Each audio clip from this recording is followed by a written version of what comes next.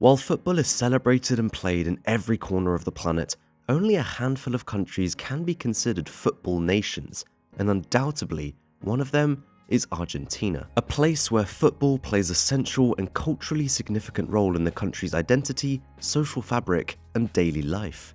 Argentina, a land of astonishing beauty and fiery spirit, is home to one of the most iconic and illustrious national football teams in the world. In this documentary, we embark on a thrilling journey through time to unravel the story behind Argentina's football legacy. Football was introduced to Argentina in the late 19th century by British immigrants and railway workers coming to the Rio de la Plata basin in the 1860s. Two English immigrants, Thomas and James Hogg, founded the Buenos Aires Football Club on the 9th of May 1867 and got permission from the Buenos Aires Cricket Club to use their field. Later this year, on the 20th of June, two 8-man teams of British merchants, the White Caps and the Red Caps, played the first ever recorded football game in Argentina, receiving coverage for Standard newspaper. However, the club was abolished 6 years later, and it wasn't until the 1880s where football started getting some traction, largely thanks to a Scottish schoolteacher named Alexander Watson Hutton. Considered by many as the father of Argentinian football, Hutton initially arrived in Argentina to teach at St. Andrew's Scots School, and then he founded Buenos Aires English High School. In 1893, the Argentine Association Football League was formed, with Hutton being the central figure in it, and many alumni of his Buenos Aires English High School formed the alumni football team, winning 22 titles and providing the national team with many players until 1913, where the club was dissolved due to internal conflicts. The Argentina national football team played its first game in 1901 against Uruguay in Paso del Molino. However, some historians discard this game because it was organized by the Uruguayan team Albion FC rather than the official football association. The following year, Argentina played an official game against Uruguay in Montevideo, where they won 6-0. Following that game, Argentina participated in several friendly games, including the Copa America's unofficial predecessor, Copa Centenario, Revolución de Mayo, where the top scorer, Enrique Hayes, led the team to the first spot after beating Uruguay and Chile. In 1916, Argentina hosted the first official Copa America tournament, where they came second to their neighbor Uruguay. After another 3 failed attempts, Argentina managed to win its first Copa America in 1921, led by its top scorer Julio Libonati. They won Copa America again in 1925, led by all-time goal-scoring machine Manuel Seoane, and then again in 1927 and 1929. Argentina refused to send a team to the 1924 Olympics in Paris, where Uruguay won the gold medal. However, in a post-Olympics friendly game in 1924, Argentina won 2-1 thanks to Cesario Onzari's direct corner kick goal. Since that goal enabled Argentina's victory over the Olympic gold medal winner, it was named Gol Olímpico, and Argentinians self-claimed themselves as the gold medalists. Ironically, in the 1928 Olympics, Argentina participated and they lost the gold to Uruguay after losing 2-1 to the second leg of the final. The game was fiercely contested, with both teams displaying skillful and attacking football. Argentine forward Domingo Tarasconi opened the scoring, but Uruguay quickly responded with goals from Pedro Sea and Héctor Scarone. Argentina participated in the first World Cup in 1930 in Uruguay. The La Albiceleste team, led by Guillermo Stabile, Peusele, and Luis Monti, with Uruguayan striker Héctor Scarone, became the hero of the day, scoring 2 late goals to secure the victory and Uruguay's place in football history as the first ever World Cup champions. The Italian sports journalist Gianni Brera later wrote that Argentina played football with a lot of imagination and elegance, but technical superiority cannot compensate for the abandonment of tactics. Between the two Rio Platense national teams, the ants are the Uruguayans, the cicadas are the Argentinians. However, Argentina started falling into a period of isolation. In 1934, Argentinian Football Association decided not to send a team to the World Cup, partially because their host application for the World Cup in 1938 was rejected. Ironically, Italy won the World Cup in 1934, having 4 Argentinians in their roster. Coached by Guillermo Stabile, Argentina continued enjoying success in the Copa America, winning the titles in 1937 and 1941, and then achieving a tripete from 1945 to 1947, led by Copa America's all-time goal scorer, Norberto Mendes.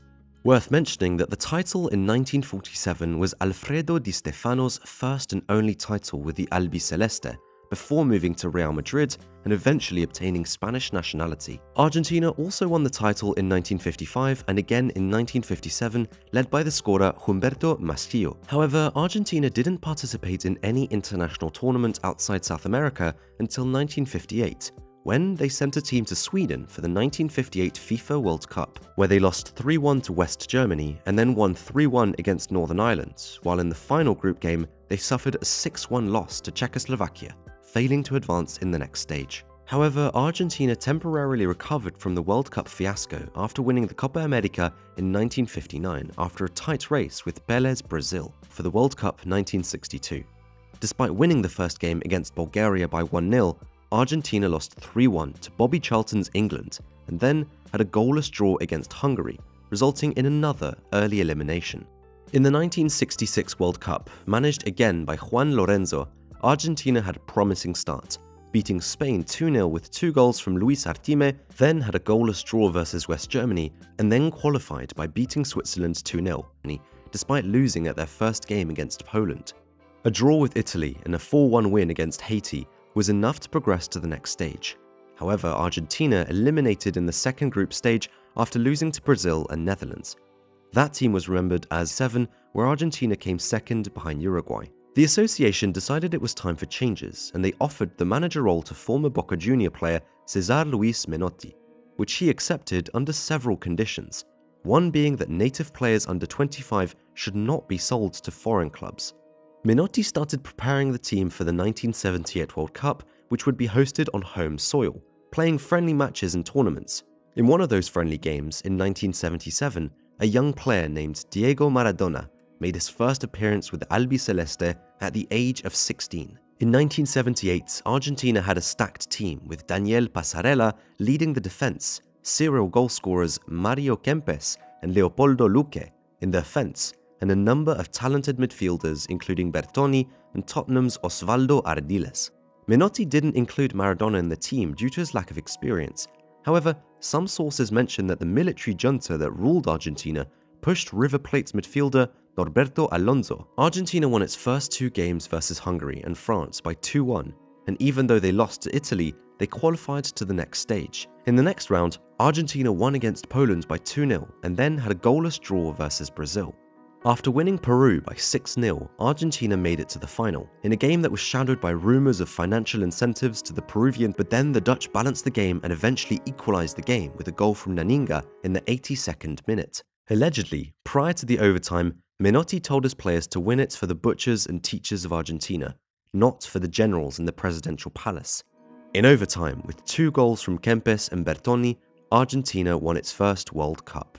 However, the youth team, coached by Menotti and led by Maradona and Ramon Diaz, won the 1978 Youth World Championship, made the future of Albiceleste look bright. In the 1982 World Cup, Argentina was labelled as the big favourite to win the tournament. Key players like Kempes, Passarella and Tarantini from the 1978 team were still in their prime, and now they had a number of talented young players like Maradona. In the first game, Argentina suffered a 1-0 loss against Belgium, but they won the next game 4-1 thanks to Maradona's magic performance, and then secured their place to the next round after winning against El Salvador by 2-0. However, in the next round, the tight and often rough defense from Italy proved too much for Maradona and his team, resulting in a 2-1 loss. In the next game against Brazil, the Argentinian players could not cope with the pressure, resulting in a 3-1 loss and elimination from the tournament. After coaching the team for 9 years, Luis Menotti was replaced by Carlos Biardo, who won the league title with Estudiantes in 1982. Biardo's first days were far from ideal.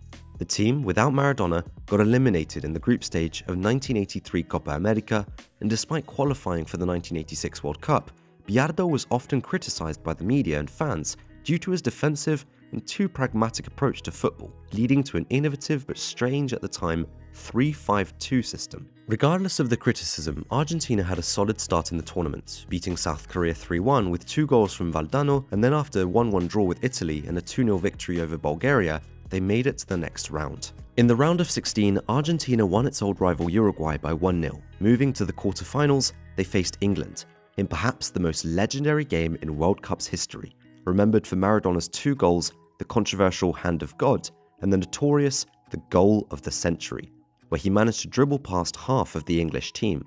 The semi-finals against Belgium was another magical show from Maradona, where he scored 2 magnificent goals, giving Argentina the ticket to the final.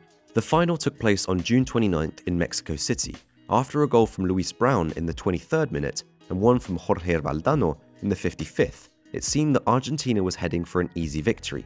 However, West Germany fought back and managed to level the game with a goal from Rummenigge in the 74th minute and one from Rudi Feller in the 80th minute. But a goal from Burruchaga in the 83rd minute gave Argentina its second World Cup. Argentina hosted the Copa America in 1987, and the team debuted with a 1-1 draw against Peru and then beat Ecuador 3-0 with a goal from Caniggia and 2 from Maradona. In the second stage, Argentina lost to the eventual champions Uruguay 1-0 and was eliminated. In 1989 Copa America, Argentina qualified for the second round after beating Chile and Uruguay, both 1-0, and 2 draws with Ecuador and Bolivia, both 0-0. However, in the second round, they got eliminated after losing to Romario's Brazil and Uruguay, both 2-0, and the draw with Paraguay 0-0. Worth mentioning that Maradona remained goalless throughout the tournament. Argentina started the 1990 World Cup in Italy with a surprising 1-0 defeat to Cameroon, but managed to progress to the next round after beating the Soviet Union by 2-0 and a 1-1 draw against Romania. In goal after Maradona dribbled past through half of the Brazilian team and gave the perfect assist to Caniggia for the winning goal. In the next round, Argentina eliminated Yugoslavia in the penalty kicks after goalkeeper Goicoechea blocked 3 penalty kicks. In the semi-finals against the host Italy, Scilia opened the scoring for the host nation with a goal in the 17th minute, but Caniggia equalized for Argentina in the 67th minute, resulting in a 1-1 score after 90 minutes. With no goals in extra time, the game went to a penalty shootout, where Goicoechea saved the day again after blocking 2 shots. Argentina arrived in the final having many key players, including Maradona, in poor condition due to aggressive fouls in the prior round, and with their top scorer Caniggia suspended due to 2 yellow cards. Germany was the better team for most of the game, but they were only able to score with the controversial penalty at the 83rd minute. After the tournament, Biardo resigned and was replaced by Alfio Basile. While Maradona announced his retirement from the national team, a new generation of players, including Gabriel Batistuta and Diego Simeone, led Argentina to back-to-back trophies in Copa America in 1991 and 1993. However, in the 1994 World Cup qualifiers, the team underperformed, including a huge 5-0 defeat from Valderrama's Colombia. Basile convinced Maradona to return to the team for the 2 playoff games against Australia. Eventually, Argentina defeated the Aussies and qualified for the World Cup. In their first 2 games, Argentina thrashed Greece by 4-0 and won to Nigeria by 2-1. With players like Redondo, Batistuta, and even the aging Maradona was in great shape, and Argentina was labelled as the favourite to win the tournament. However, Maradona was banned from the tournament after testing positive for banned substances. The news had an impact to the team's morale, resulting in a 2-0 defeat to Stoichkov's Bulgaria in the final group stage, and eliminated at the stage of 16 after losing 3-2 to Hagi's Romania. With Daniel Passarella now as the manager and having its top stars like Batistuta, Zanetti, and Diego Simeone in their prime, Argentina had high hopes for the 1998 World Cup in France. In the group stage, the Albiceleste qualified for the next round by defeating Japan, Jamaica, and Croatia. In the round of 16, Argentina faced England and had a heated start after Batistuta opened in the 6th minute with a penalty, but England was quick to respond and equalised with a penalty in the 9th minute and gained the lead after a memorable solo goal from Michael Owen in the 16th minute. Zanetti equalised the game with a goal at the 45th minute. The score remained unchanged until the end of extra time, and eventually, Argentina won 4-3 on penalties. In the quarterfinals, both sides scored early goals, with Kluivert netting after just 12 minutes and Claudio Lopez equalising just 5 minutes later. In the 87th minute, Argentina failed to make an impact in Copa America as they got eliminated in the quarterfinals in 1995, 97, and 99 competitions. The 2002 World Cup was a disaster. Despite a first-game victory against Nigeria, Argentina laminated after losing to England and drawing with Sweden. However, Argentina kept producing great talent, and in 2004, promising players like Saviola and Tevez led Argentina to a gold medal in the 2004 Olympics and 2nd place in the Copa America, handing Argentina the trophy. That influx of offensive talents that included Riquelme, Crespo, Messi, Tevez, and Maxi Rodriguez created high expectations for the 2006 World Cup in Germany, and the team easily qualified from the group stage with a 2-1 victory over Drogba's Ivory Coast and followed it up with a dominant 6-0 win against Serbia and Montenegro and a 0-0 draw against the Netherlands. In the quarter-finals against Germany, they lost 4-2 in the penalties after a 1-1 draw in the full time. Argentina was the favourite to win Copa America in 2007, but they lost 3-0 in the final to their arch-rival Brazil. For the 2010 World Cup, Maradona was appointed as the head coach. Despite the skepticism, the team dominated its group after beating Nigeria, South Korea and Greece in a convincing manner. In the next round, Argentina easily defeated Mexico with goals from Tevez and Higuain. The 2011 Copa America was another disappointment after getting eliminated in the quarter-finals by Uruguay. With the core of Argentina's pool, the bad luck continued when Argentina lost in the 2015 and 2017 Copa America finals to Chile. After struggling in the qualifiers, the Albiceleste made it to the 2018 World Cup. However, it was evident that the team chemistry wasn't there, then suffered a heavy 3-0 defeat from Croatia and qualified after marginally beating Nigeria 2-1 after losing 4-3. The following year, the Copa America in Brazil left them with a bitter taste after getting eliminated by the host team in the semi-finals. However, Argentina took revenge on their arch-rival Brazil by beating them in the 2021 Copa America final with a goal from Di Maria. In June of 2022, they won the CONMEBOL UEFA Cup after beating the Euro champions Italy by 3-0.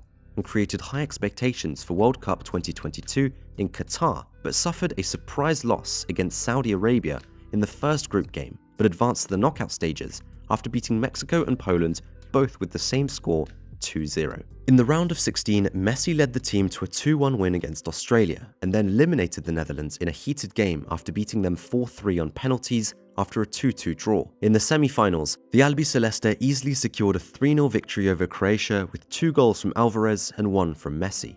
The final, against France, was Messi's and his sidekick Di Maria's last chance to redeem themselves and bring the trophy back home after 36 years. Argentina had a head start with an early goal from Messi and then from Di Maria, making the first half look like a walk in the park. However, after a motivational halftime speech from Mbappe, the French player started playing better and they equalised the game with 2 goals from Mbappe in the 80th and 81st minutes. What followed was probably the most fascinating extra time in the history of football. Messi scored in the 108th minute, but Mbappe equalised once again by a penalty 10 minutes later.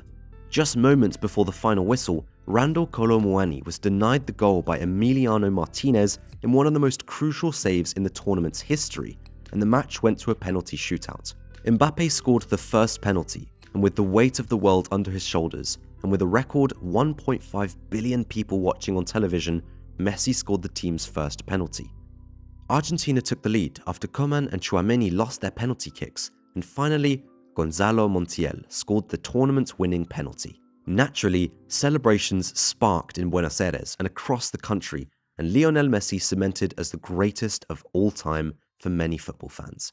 La Albiceleste was always a team that relied on big leader, and with Messi retiring soon, it will be interesting to see who is going to lead the team in the year to come. As we speak, Argentina is one of the favourites to win the Copa America in 2024 and has a plethora of young players like Enzo Fernandez, Martinez and Correa to continue the team's legacy and continue to excite football fans across the globe.